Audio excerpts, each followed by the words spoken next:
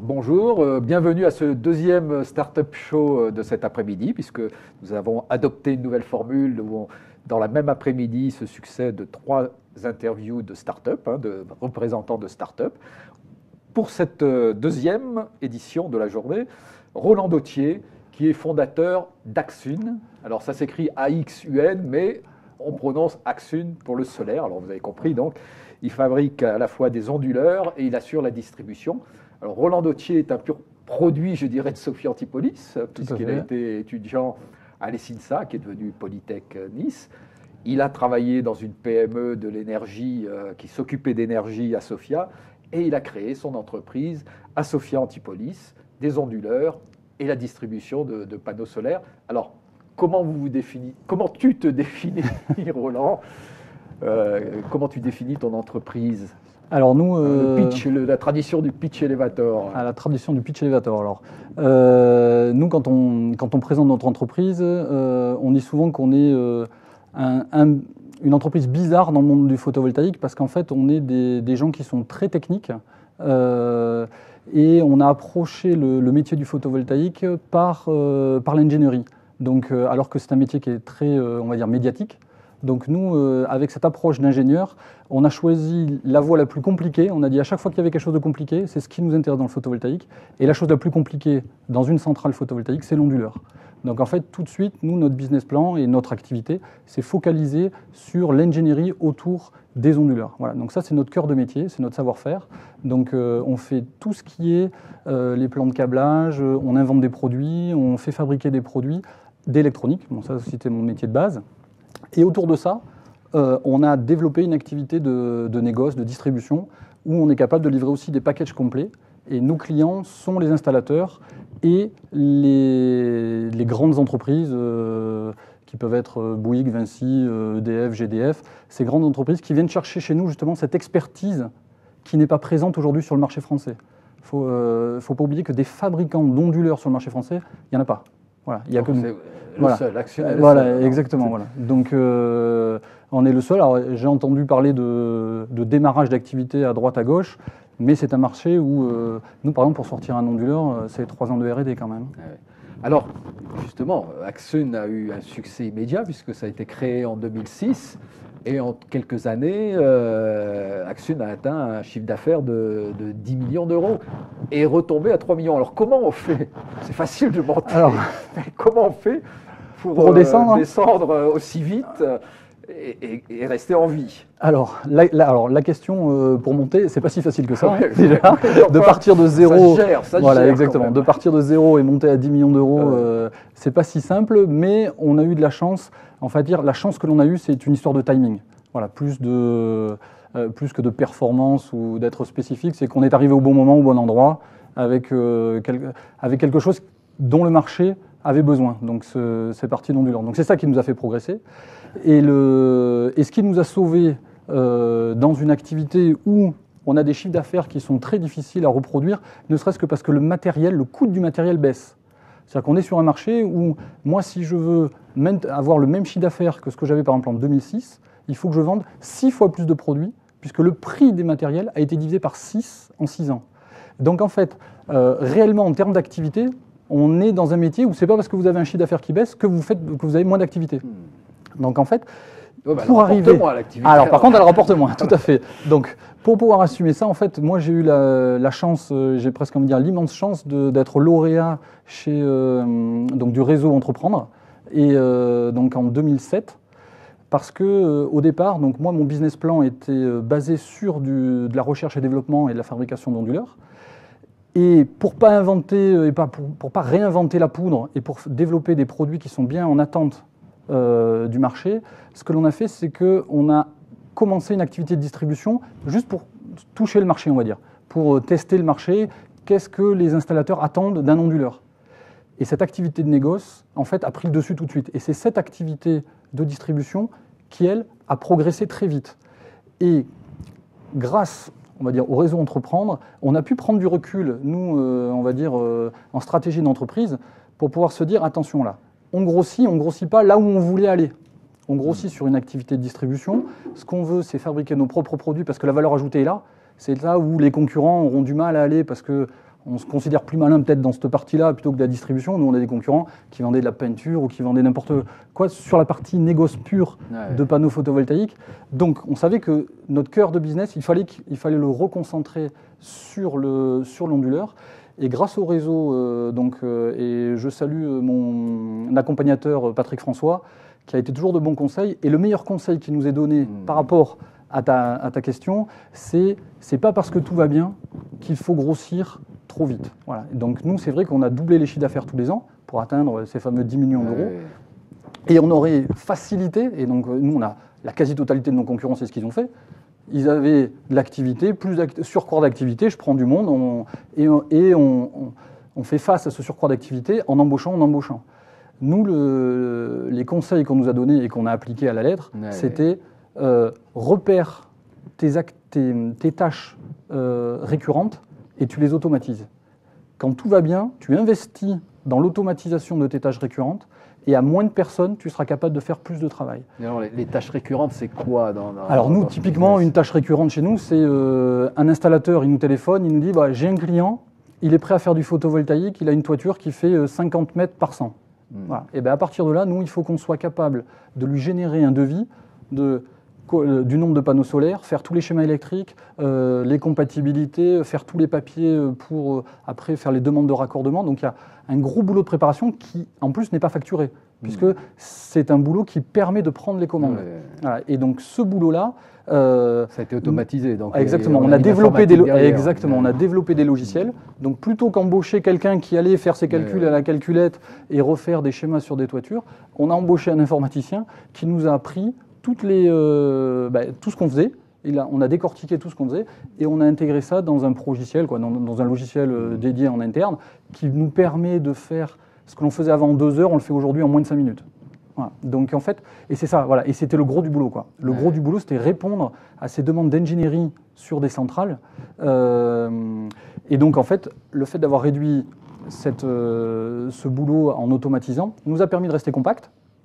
Et donc, quand le prix du matériel baisse, même si on vend autant, nos chiffres d'affaires, à la limite, ils baissent. Bon, et puis vous avez entendu parler du marché du photovoltaïque, c'est un peu... Il s'est effondré. Voilà, il s'est effondré dernièrement.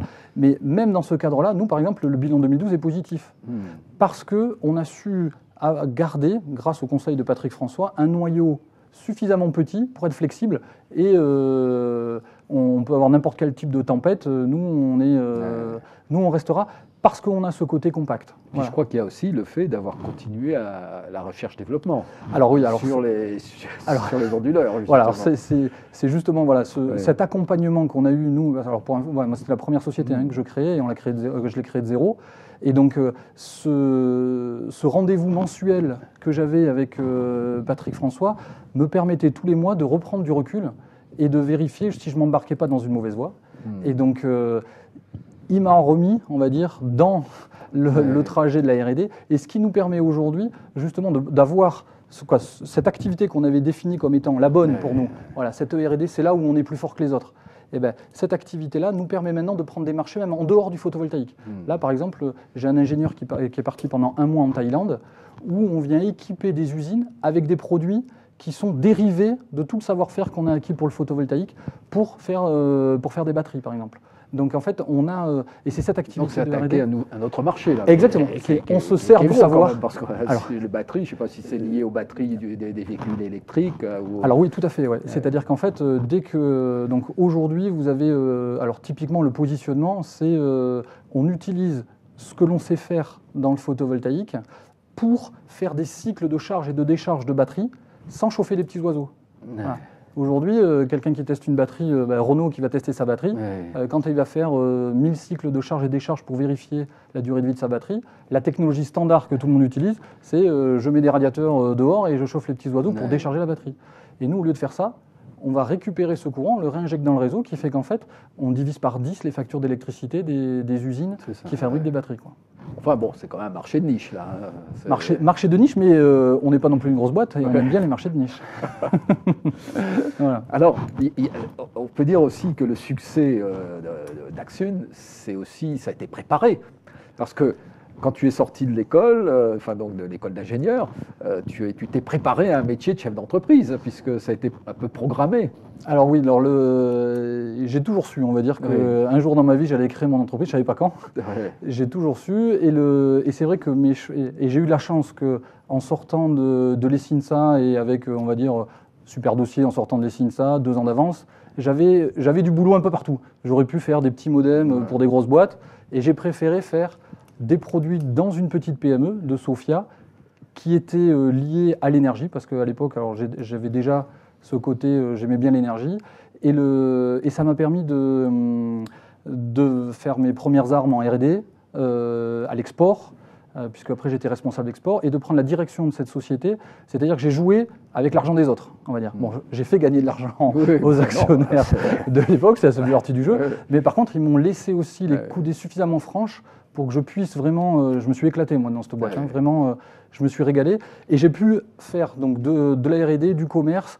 Chose qui manque souvent aux startups, c'est ce volet commercial. Ben oui, parce qu'on reproche souvent, enfin pas un reproche, mais disons qu'on se dit souvent les échecs sont dus au fait que les techniciens sont peu à même de la commercialisation, de la vente, des problématiques un peu du marketing. Bon, là, ça a permis un peu de toucher ces volets-là. Tout à fait. Ben, en fait, moi, je me suis mis aussi, dans le cadre de mon ancienne boîte, je me suis mis un peu au pied du mur pour apprendre ce commerce. C'est que la société pour laquelle je bossais, donc qui s'appelle DSF, et qui fait de l'électronique pour des groupes électrogènes, donc des couplages de groupes. Donc on reste dans l'énergie raccordée à EDF, pour revendre de l'électricité sur le réseau. Et l'idée, c'est que moi j'ai fait pendant 5-6 ans de la R&D, on a développé un produit qui était super innovant à l'époque. Et les actionnaires de cette société, quand ils ont vu que il n'y avait plus de challenge technique à me proposer et que moi j'allais partir, ils ont fait le pari de dire tu veux pas faire du commerce. Et moi j'ai dit ok, je fais du commerce. Et là par contre c'était une prise de risque, j'ai dit par contre je veux une immense partie variable.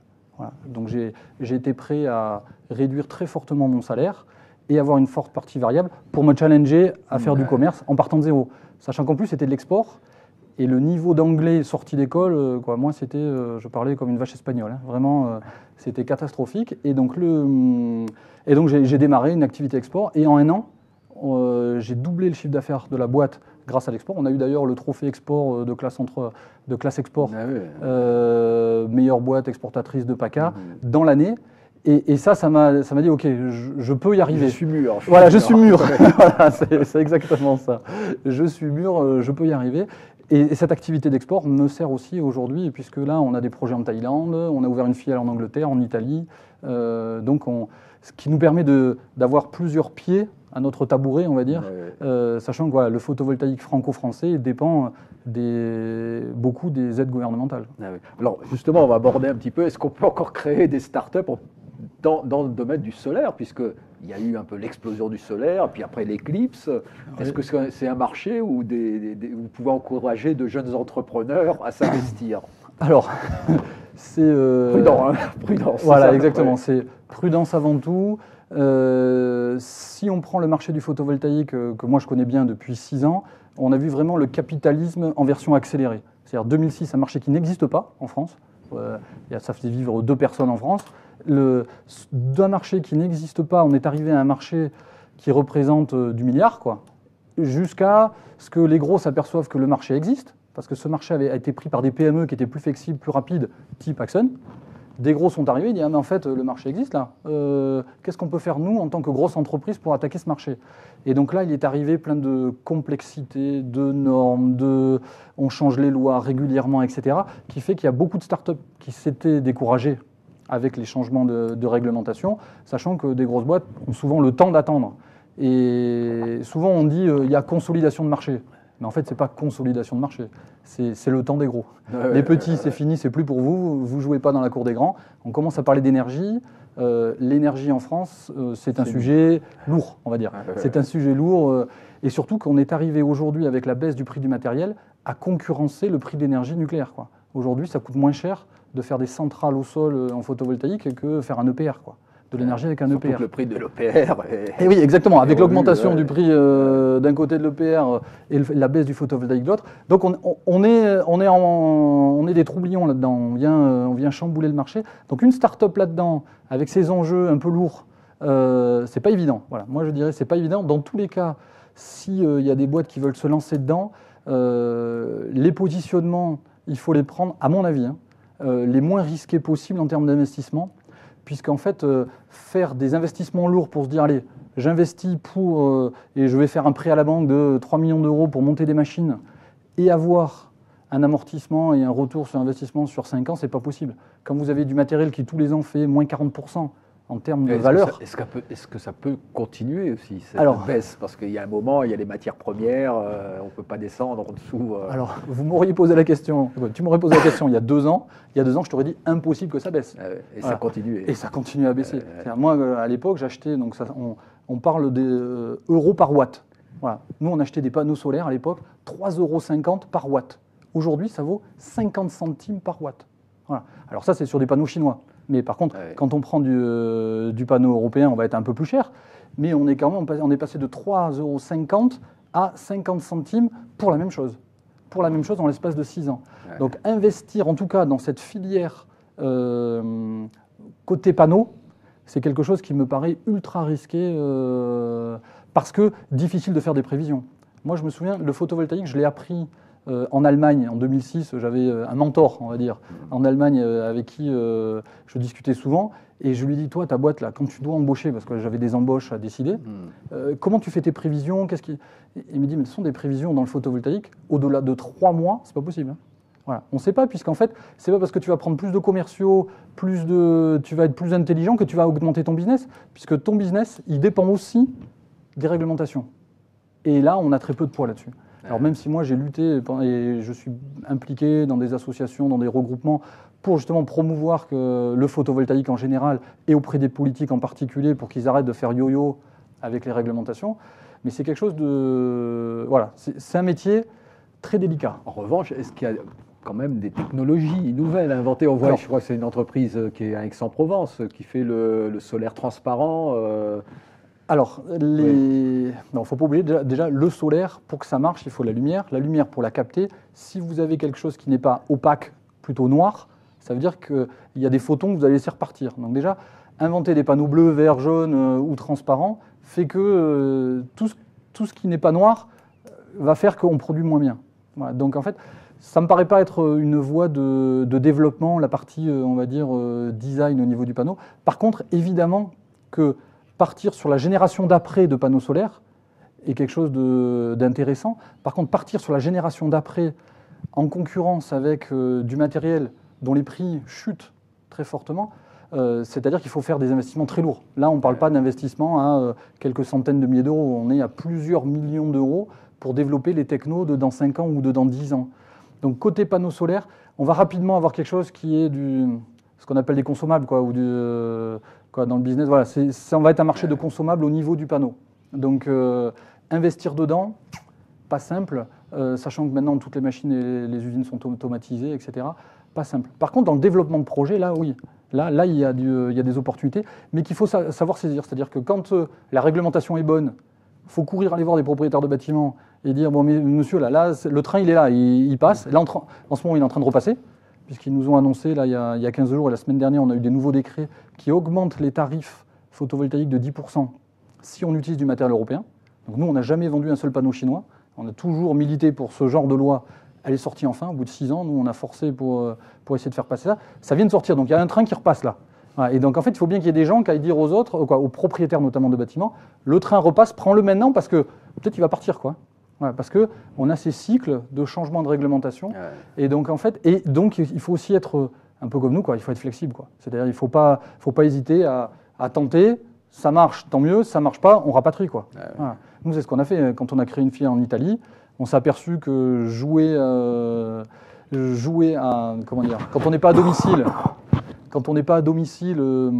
jouer dans la cour des Italiens, c'est pas évident, c'est des super businessmen. Arriver à faire du business en Italie quand on n'est pas italien, c'est super dur. On a vu qu'ils étaient trop forts, on est revenu, quoi. Voilà, c'est... Voilà, c'est du pragmatisme. Exactement, il faut être pragmatique, mais il faut rester flexible. Ouais. Ouais. C'est-à-dire que la réflexion qu'on apprend à l'école et tous les business plans qu'on peut imaginer, qu'on peut apprendre à l'école de commerce, ils ne marchent pas.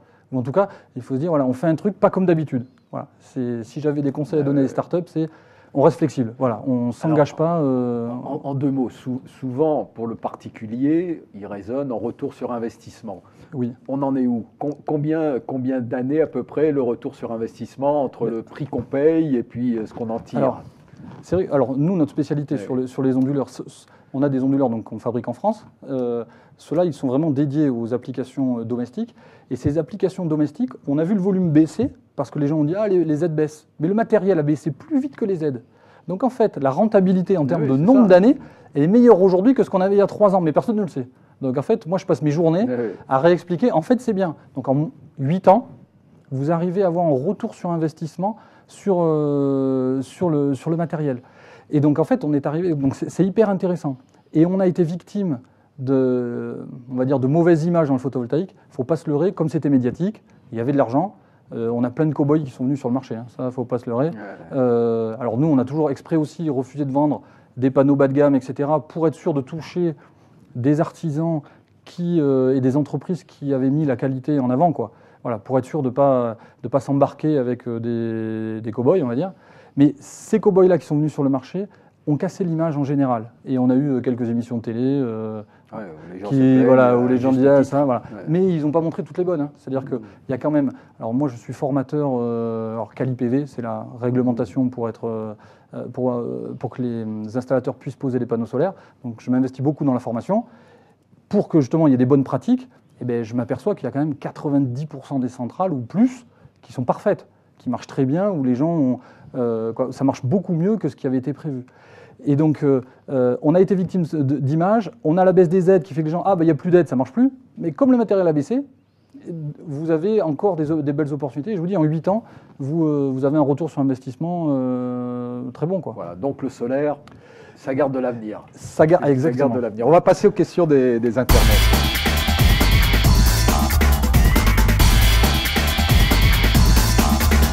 Quels sont vos clients? Est-ce que ce sont des particuliers ou des professionnels majoritairement? Alors nous, c'est 100% professionnel. On n'a pas un client particulier. Ça, c'était un positionnement clair dès le début. On ne s'est jamais mis en concurrence de nos clients. Ça, c'est très important. Et notamment quand l'activité est montée fortement, on a plein de concurrents qui ont pris la grosse tête et qui ont dit pourquoi l'installateur, il marche beaucoup plus que moi. Voilà, donc moi, au lieu de lui vendre du matériel, je vais vendre directement au client final. Mais en faisant ça, si moi je suis un installateur et j'ai mon fournisseur que je retrouve en concurrence, je ne lui commande plus rien de ma vie, quoi. Donc en fait, nous, on a donc exclusivement des clients professionnels. Et la topologie de nos clients, ça va de l'artisan qui est tout seul ou avec un apprenti électricien plombier, on va dire, à qui on vend donc, tous les packages photovoltaïques, jusqu'à des très grosses sociétés qui viennent chercher l'expertise chez nous. Que ce soit Bouygues, que ce soit les... Exactement, voilà. Donc des grosses entreprises qui viennent chercher chez nous de la formation et de l'expertise sur la partie électronique, qui est vraiment la plus compliquée d'un système photovoltaïque. Alors justement, troisième question. Sur les concurrents, alors quels sont vos concurrents? Alors, nos concurrents, donc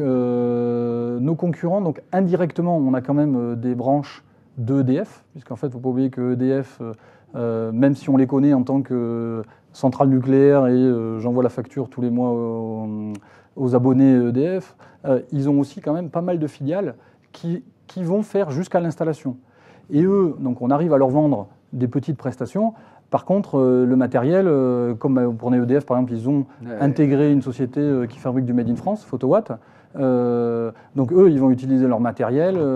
Donc on a ces filiales de grosses sociétés qui sont des fois clientes, mais qui sont surtout concurrentes de nos artisans classiques, on va dire.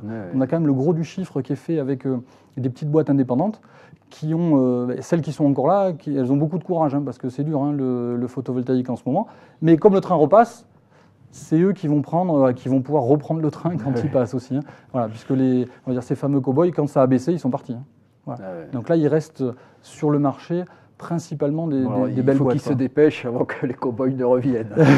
Exactement, c'est tout à fait ça. Il faut qu'ils se dépêchent avant que les cow-boys reviennent. Alors, quelle stratégie faut-il adopter quand on a si peu de visibilité dans un secteur d'activité?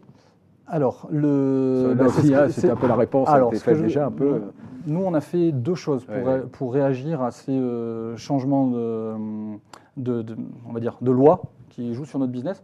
Premièrement, on a pris une décision juste avant le moratoire qu'il y a eu dans notre métier en 2010. C'est ce qui a déclenché un peu la catastrophe dans notre métier. C'était en 2010, ils ont fait un moratoire. Juste avant, alors on a eu un peu de nez, on s'est dit, est-ce que ça va durer Est-ce que tout va bien? Ça chauffe. Voilà, ça va. Il y a la fièvre. Exactement, il y a la fièvre. Ça ne va pas durer longtemps. Et donc, en fait, on avait deux options. Soit on diversifiait les produits, soit on diversifiait les territoires. Donc, en fait, en 2010, on a pris l'option de diversifier les territoires. Donc, peu de visibilité en France, en effet, là, d'après la question, et c'est vrai. Donc, on a peu de visibilité en France. Donc, on s'est dit, allons dans d'autres pays où les lois sont favorables, avec des structures légères, qui nous permettent éventuellement les rapatrier et les rebasculer sur des pays qui, eux, ont une loi qui bascule favorable.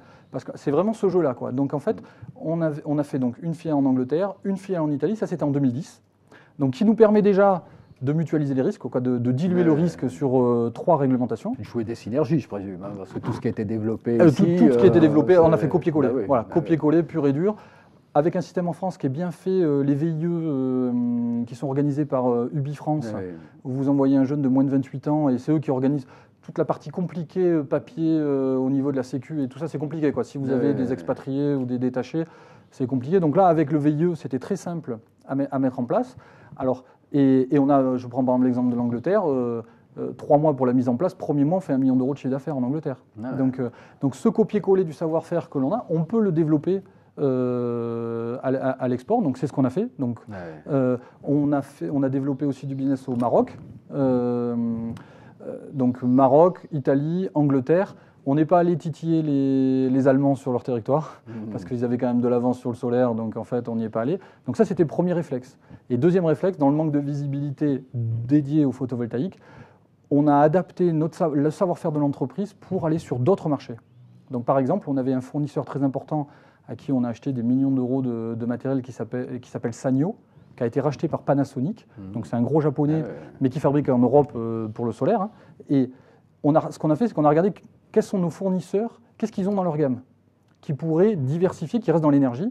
Et donc eux, ils avaient de la pompe à chaleur, par exemple. Et aujourd'hui, on est capable de livrer sur des projets, alors ça peut être des gros projets industriels ou même jusqu'à des projets qui sont à destination des particuliers, des systèmes basés sur pompe à chaleur. Donc rien à voir avec le photovoltaïque, hormis le fait que ce soit de l'énergie renouvelable.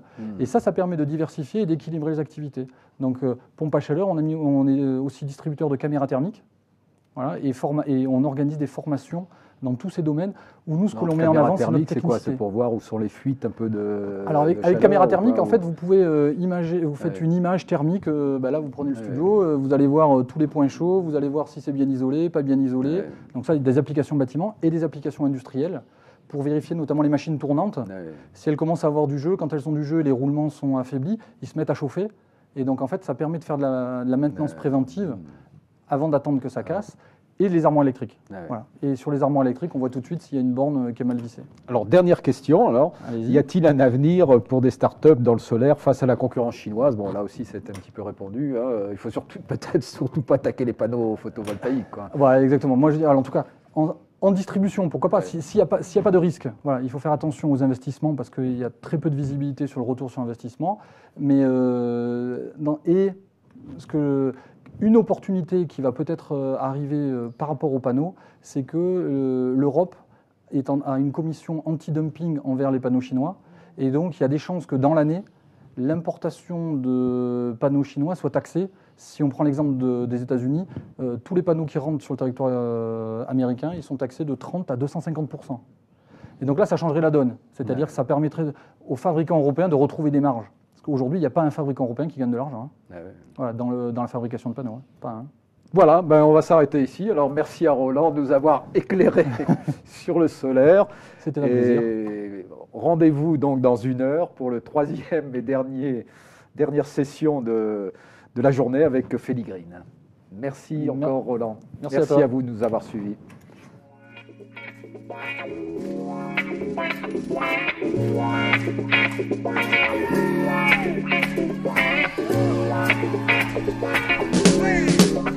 Hey!